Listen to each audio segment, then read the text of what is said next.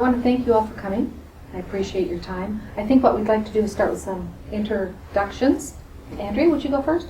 Sure. My name's Andrea Jacobson. I'm retired from the Ketchikan Police Department after 21 and a half years, and for the last 5.5 years I've been working with the Alaska State Troopers. Okay. I'm Glen Klinkhart, retired Anchorage police detective. I'm a writer, and I spent most of my career working homicides and missing people. Dean? Hi, I'm Dean Williams. I retired for 31 years and working mostly in juvenile justice, but also worked out of the DA's office for 5 years and did follow-up investigation on criminal cases, and spent a lot of time also doing internal investigations within certain state agencies. Elisa? My name is Elisa Hitchcock, and I have been working with Kimberly for a little over 20 years, writing murder mystery, dinner theater productions, and researching since 1999 the Sturgus murder. I'm Kimberley Gray. Again, as Elisa said, I'm business partners with her for a number of years. My day job is event planning for the AGC of Alaska office. And this mystery has taken us beyond where we ever hoped it would go. So we're happy to have you guys here so we can talk about this, because there's questions we have that will never be answered, and we know that. As someone pointed out, we probably don't want to know what happened, because then the mystery will be over. Anyway, what I'd like to do is just kind of start asking you questions. One of the things that I think puzzles us is the timeline, and it's something that we've gotten out of the coroner's inquest. We'll probably never be able to fix our problems with the timeline, but just the whole where everyone was at 9:15 and how we could have that many witnesses to the crime that never saw each other, or just those type of issues. Andrea, do you want to speak to that? Well, I just personally think, not really based on my experience, but just, I don't know, what time did you eat breakfast this morning? Yeah, can't say. Yeah, and I think that's a lot of people. They know a ballpark figure. So when you're talking, the movie got out about 9:15. By the time people mingle and walk down the street, it can be anywhere between 9:10 and 9:30. So I don't think the time frame is particular to the hour of 9:15. I think it could be just that general period of time. Nobody had a lot of watches. They had pocket watches back then. So I just don't think that people were correct when they're stating a time that I was there at 9:15. I think we're talking about a broad range. And the reason that I think it's possible for a lot of people to be in the same general area in the same time frame and hear or see different things is because they aren't expecting it. So when something draws their attention, they notice it. But by and large, they're not going out looking for a murder scene. Mm-hmm. Okay. I agree with Andrea. Oftentimes when you work these cases, you can get caught up in the fact that people don't say the exact same thing. And that's because they're people, because they're not trained observers. They're not trained to immediately, once they see something, hone in on something. Looking at how somebody looks, where they go, these things happen as a surprise, as she was saying. And so your ability to change gears all of a sudden is very difficult. What is important, though, in the timeline isn't the minute, but the segments, when things happen, the order in which they happen, and that's where going back from a behavioral standpoint is really important in that timeline, and what things are the same. So much, just because he or she said something different, look for the similarities, look for where somebody who has no reason to lie says the same thing that somebody else says, or sees something. That's where I think you can at least hang your hat on that. You can't hang your hat on the things that don't match up. Mm-hmm. Okay. Dean? Yeah, as you know, I played Marshall Mossman in the production, and it bothered me too that as the story unfolded, you really don't have a very clean timeline. But I agree with my colleagues that the problem with that is that people's memory, as you're going through events, you don't remember things the same way, and that, of course, could be important, right? But it may not be. And so it's not just the timeline that really matters, it's what happens in that timeline and what information and what people are saying or what they're not saying. And for me, that was some of the more disturbing aspects of this story, is what was not said during the investigation. That's really cool, because one of the things that we have been dwelling on is the timing of everything. Without being a police person, I just don't have that information of, oh, and by the way, if you pay attention to the details of the storyline, then you get it. But now, hearing what you're saying about time, I'm somewhat reassured. In a weird way, I suppose, because we're not solving anything with that. But it also takes it's not the main thing to be paying attention to now. It is Ma Baxter and McNutt going out and talking about 9/15, and yet they also do all these other things. They weren't paying attention at the time either. Mm-hmm. So when you say that, that helps. Now how would I use the timeline if that's all the information I have and I wanted to solve this crime? How would I use that timeline? As you were saying, look for the similarities to help me with my story, to find those odd aspects of the case that might puzzle me or that might make me want to ask more questions. Well, I'll start with that. I think what you do is, if I was the lead detective on this case, the first thing that I do is I look for, what are the things that everybody's saying that are the same or similar, pretty close. Those are things that you can say, yeah, that's evidence. And line it up and map it out even, those timelines where people were. For example, you have your two witnesses, the women coming back. Mm-hmm. They had a pretty good view, but how far were they? One of the timeline things that I'm really interested in would be specifically McNutt's timeline. Mm-hmm. His order of business, when he saw, where he then went. How long does it take you to walk to try to find Chief Sturgus? And he goes to at least 2 places. And as far as the Crescent Hotel, where is the Crescent Hotel? How long does it take somebody in the middle of February at night to walk that far? There's some things there that you can figure out whether he's being truthful or honest based on his statement. If he's telling the truth, then you should be able to recreate that time. If he's not, then there may be some gaps there. And that's really what it comes down to, is looking at your witnesses, who are all witnesses to begin with, mm-hmm. and those that you can verify become good witnesses, and those you can't become suspects. Now, off timeline is this aspect you brought up with McNutt. Mm-hmm. I find it strange that he didn't recognize Sturgis. They must have known each other for previously. He said, Sturgis has me go find him, and yet he didn't have a hat on. His hat was off to the side, so it's not like that covered his face. It wasn't buried in snow, so it just seemed unusual. So again, that would have been one of those things that I would have expected to see more questions on. Well, I could be a devil's advocate here and say, what if he really is a drunk? It was sort of hinted at. Maybe if that's true, and if it's also true that he's had trouble in the past with drunks on his patrol and people passing out, what if he's just lazy? And what if he really didn't go over and try and wake up the guy and just said that, oh, there's another one, I'm not messing with him, and then he goes off to find somebody else to deal with something that he didn't think was his job. So if they would have talked about that off court, then they would have said, well, we don't need to ask because we know we didn't bother. Is that what you're thinking? Yeah. I think it could be that he's just a lazy guy and also didn't really want to get involved with anything because maybe he's got his own issues. And he also said that his eyesight was not, and these are quotes and information, his eyesight was not as good as it used to be. So going with what Andrea is saying, he may well not have gone up or have gone slightly closer, but wouldn't have recognized him because he didn't see him well. I like the idea. Andrea brings up a good point, and that playing devil's advocate with all of these is important. I see a lot of people who look at these cases, and they seem to play one side. You have to look at that. You also have to look at the idea that it was dark. What was the lighting like? Did he decide, it's another drunk, I don't want to deal with it? On the other hand, again, if he did go up, chances are very highly that he did recognize him. If he did, then why? Why did he all of a sudden have to leave the scene? And yet, if he was involved, there were people he could see saw him. Again, going back to that time reference, the shot versus, it didn't have to be 9:15, but the shot and then somebody came into the area very quickly. When somebody kills somebody, is this case something that somebody planned, or was it less of a planned event? That's going to affect your timeline and whether somebody said, uh-oh, things got bad, I got to get out of here, which is actually most murders.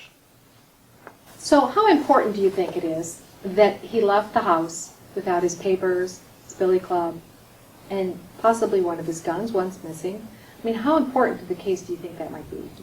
I think there are several things about that. This is what really bothers me about what facts do sort of line up together. I think you have to ask the first question, is it more likely or not that he knew the killer, the person that killed him, or a woman that killed him? And there are several things that tell me that he probably knew the person. And here's why. We're all theorizing, of course, on this. One is that after he was shot, he was very close-lipped about what happened to him. There's no report of him saying, I was shot, I don't know who it was. He was questioned. He was quiet. If something happens to you, normally you're the first one saying, this is what happened to me when you're the victim, right? If you have nothing to hide. You're telling, even if you don't know what happened, you have the chance to say what happened to you. We know that it was powder burns on his jacket. His jacket was open. He was acting, witnesses reporting him acting peculiar, strange, or before distracted, I think one of the witnesses said. And so there are several aspects of that, right? In one of them of themselves doesn't really mean much. But when you put that together, it starts to paint a picture for me of someone who's off their guard, who's not approaching a dangerous situation, or maybe not thinking that as much. He was shot with his own gun, too, as I think is one of the facts, too. That are not, all those little pieces of facts would lead me to say what's the motive of, it could be moonshiners or something, even though, as pointed out, he wasn't the person enforcing moonshine laws, right? And so those are the details that I would look closely at in terms of who had the motivation to kill him. What do you guys think? The Well, paper's important? Actually, if you remember when Anna said that he sometimes did go out without those. So I'm thinking that maybe this was one of those times. But he did take his guns, and he was supposedly always carrying his second gun. So I don't think that it was a matter of him just leaving his second gun at home, because it was never found. So I think that whoever did kill him not only managed to wrest his gun from him, but also was able to take his second gun and keep it. So I still think it's possible for him to know somebody and yet still have them not be a close friend or a person even in the community. He did enforce bootlegging along when he was a marshal. And if somebody served any time at all in jail, eventually they get out, and there's absolutely a very good chance that he would run into him in his new capacity when he recognized this person, possibly named Bobby. And there was that confrontation, seeing somebody that was rather angry at being arrested for moonshine and having his still smashed up like they used to back in those days. So it's still a possibility, but it was an up close and personal kind of thing. So. I guess my question now would be, what would you guys have done different? How would you have handled this case if this was handed to you? I know it's hard to know all of what they had available in 1921 and who was your backup, but what do you think you might have done differently, or not that we know what they've done, but Andrea?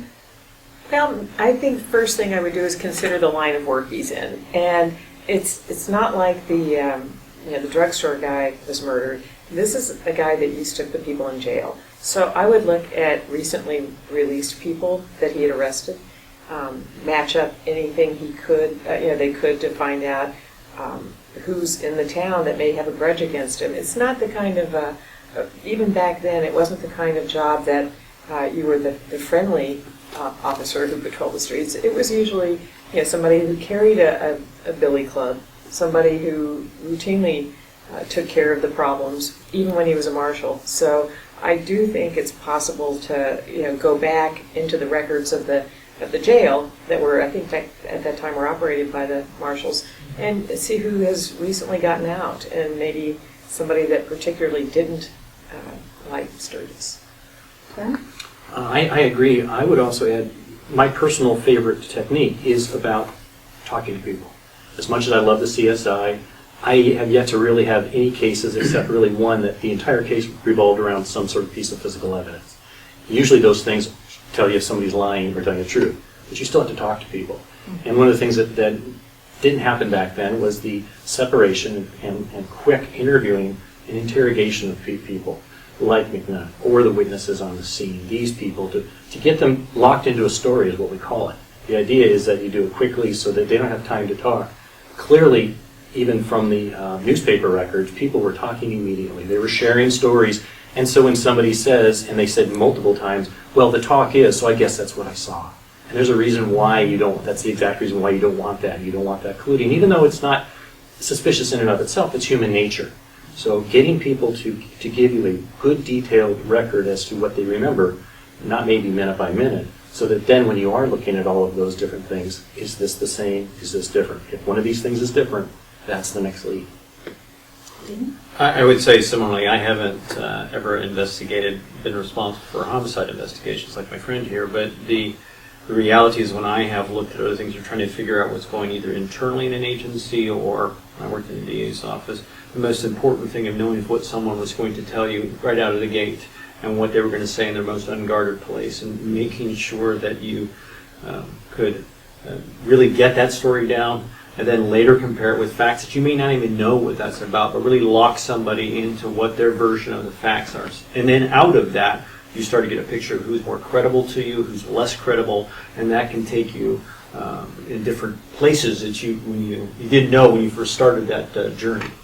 And that, in fact, is how much of these things had to be discovered, was communication.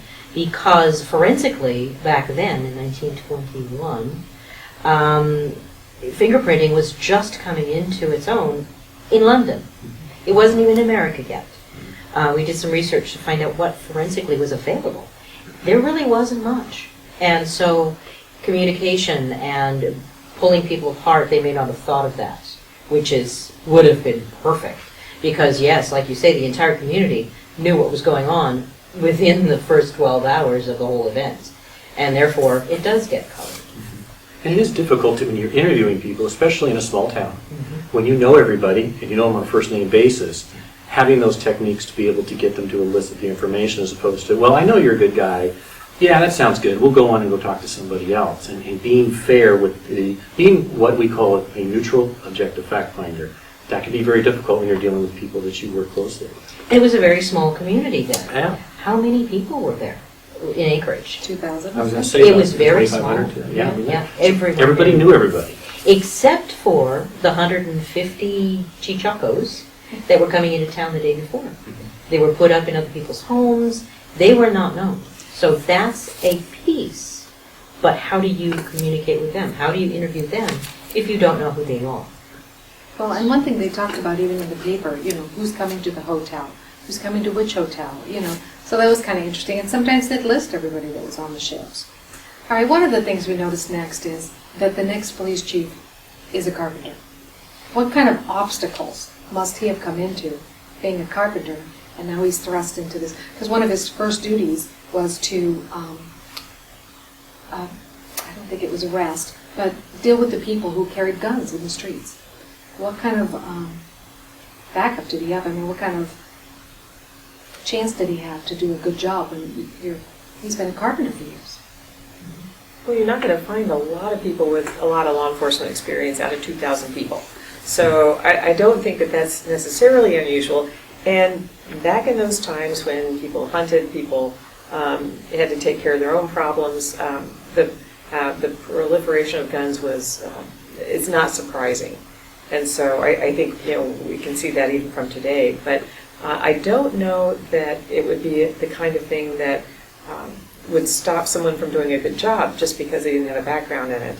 And certainly, his own motivation and other talents. Maybe he's a good people person. Maybe he was popular enough to know a lot of people and win the nod and also the support. So it's possible that he can do fine. I don't know why he was chosen though. I would like to know that.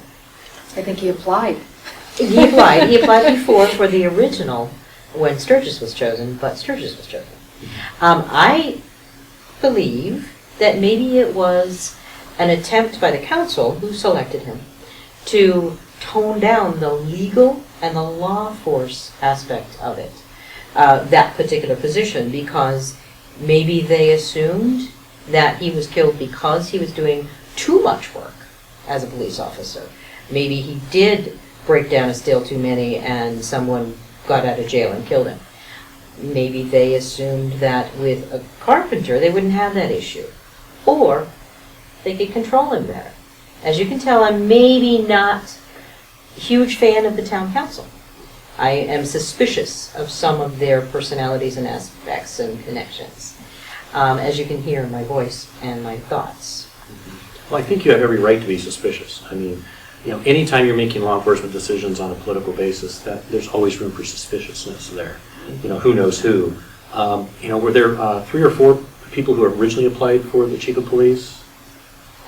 I think there was a Lars Anderson. Oh, okay, so maybe there were 3. Okay, I thought there were at least more than 2, and then I was curious, if there's anything in the record indicating who, after the death of the chief, were willing to now put forward. And I think this Lars and Kitzmüller was 2 of them. Okay, so I do think that certainly one has to question, the reasoning behind it, whether it was also from the people. I mean, even today, when there's something bad happens, when you have a particularly public murder, people become very concerned. I mean, they start calling their city council. So things haven't changed, but I would imagine back then it was probably even worse. Yeah, I so can imagine. So I could easily see the decisions being made that weren't necessarily good for law enforcement, but were better to just make people happy, including those people that maybe worked on the shadowy side of the law. And the council were not professional council people either. They were people from town. So they didn't know all the rules. They Made them up as they go. made them up as they went. Dean?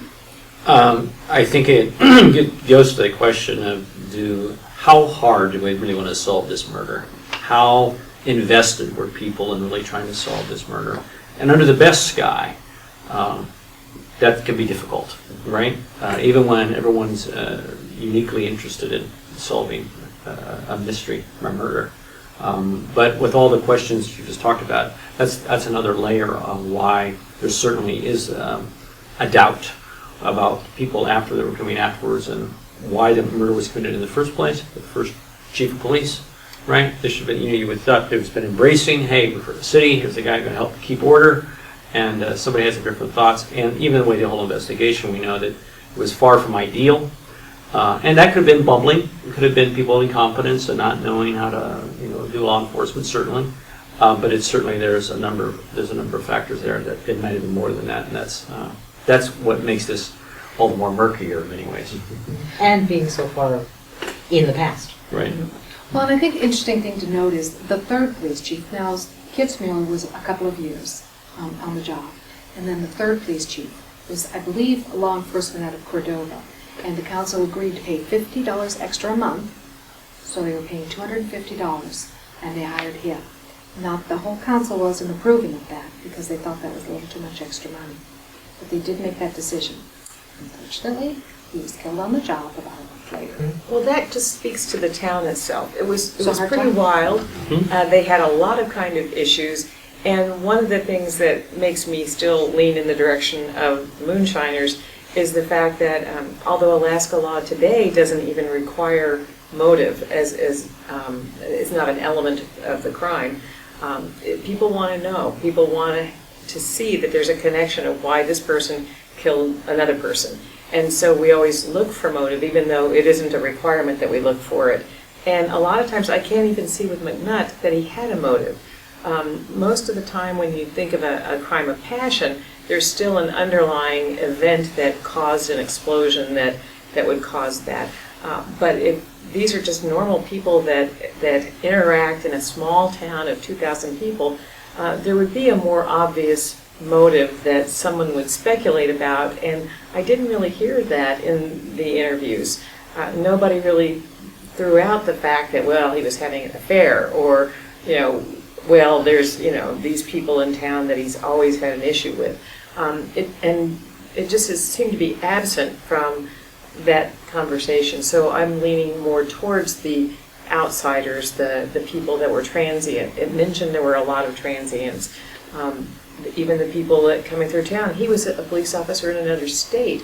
Who's to say one of those 150 people wasn't somebody he had a horrible case with in another state?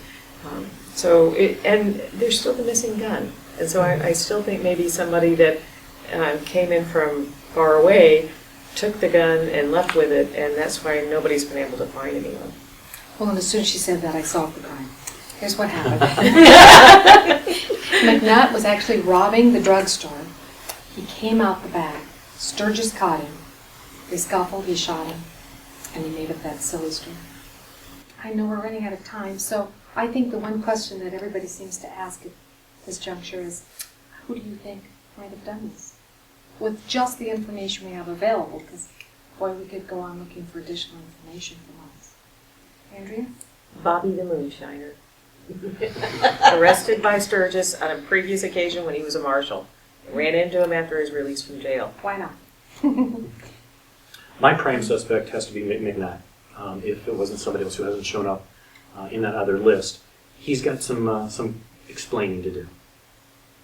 Dean? I would go with McNutt, but there's still an unidentified person somewhere in my mind regarding the close proximity in which Sturgis was shot, the familiarity, the angle, which suggests that someone was, it's not, not known, but we know it's close proximity, and that the bullet went down. This all suggests something very up close and personal. And while McNutt is absolutely one person I'd want to have a very long, detailed interview with, he rises to the top. I never feel like there's a person hanging out there that we just don't know that's up close and personal with Sturgis that we just don't know about that did it.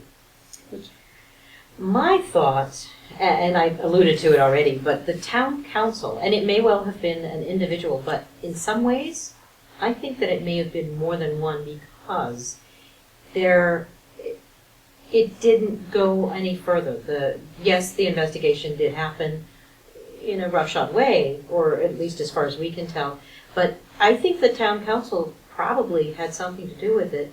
Maybe one person had the shooting gun, but there were several people involved, in my eyes. You know, I've always been suspicious of McNutt myself, just because of the whole I didn't recognize him thing, and you're right. There could be, it could be anyone. It could be somebody who came off the train. Could have been his wife. It could have been his wife. She wasn't the first wife. She was younger. About 6 months later, she remarries somebody else who suspiciously came into town the month before to open up the store. There could be tons of stories. And so every time you find out something new, that's me. I'm like, well, maybe I was wrong. Maybe it wasn't that person. But, McNutt to me is the most obvious. People who listen to the radio show, I think it's interesting because they tend to think Ma Baxter because of her timeline. That she's never anyone I've been thinking suspiciously of, but who knows? Who knows? Anything else you want to add? Is there a tidbit of information that you wish you had to keep going on with this case, or? I think for me, the only thing that I try to tell other investigators and when I'm teaching these classes is to oftentimes the most difficult thing we have to do is taking ourselves out of our eyes. My born and raised in Anchorage, middle income, went to school here, and every time I'd go into a place in Anchorage that I had never been before, and oh my God, people live like this, or this is the rules of their house, or this is how they handle. Imagine, if you will, we have to stop and put ourselves in 1921. That's tough enough. To be able to do that when women didn't have certain rights, when people were treated differently, when attitudes of what was right and wrong would completely be out of place here. It makes it even more difficult when you're talking about motivations. Things that people would allow back then are things that you'd be like, yeah, you would go to jail for the rest of your life for those things. So changing that, your own eyes of what culture looks like, to me is the most difficult thing for me to try and do. No, the only most disturbing point of the whole thing is why the victim, the main person who had an interest in the outcome, which was not good for him, was Sturgis, and why he wasn't hollering his head off and telling everybody what happened, where he was at, what was going on. He's still speaking. He's on the table. He's complaining about the light, and I have a headache, and whatever is going on. And there's no record of him saying, this is what happened to me. He was quiet even despite being asked about it. And that is a huge red flag for me. Yeah, he was not hit on the back of the head and unconscious and then turned around, flipped over and shot. So he did see this killer. We just will never find out from him who that was because he wouldn't say anything. Because if you guys are right and you look for the similarities, only one person said that he said, oh, Bobby, Bobby.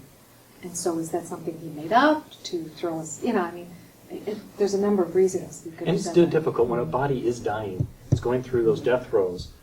It's very difficult. Your body is doing everything it can to preserve life, not give you good information. And he had been there for a while. He was in a lot of agony and a lot of pain based on the entry between the ribs coming into the back, which may actually explain why you want to be rolled over, because his pain, even though you think it hurts to have a bullet hole here, But lodged back here may have actually been worse. So he wanted that pressure off. There's a lot of things that go on there with that body that, you know, I think I only had one case where somebody was actually, after being shot, able to really talk in a way that you could understand them. But at the same time, boy, it would have been nice if he had given us something a little bit clearer. And he was also on the ground for a long period of time, because his hair was frozen to the ground. It was cold. Well, It was again, cold. it goes back to that timeline. How long did somebody take to get to him at the same time? Temperature? Right? One of the first things we teach is to go get, you know, what was the outside temperature, what were the lights. -8.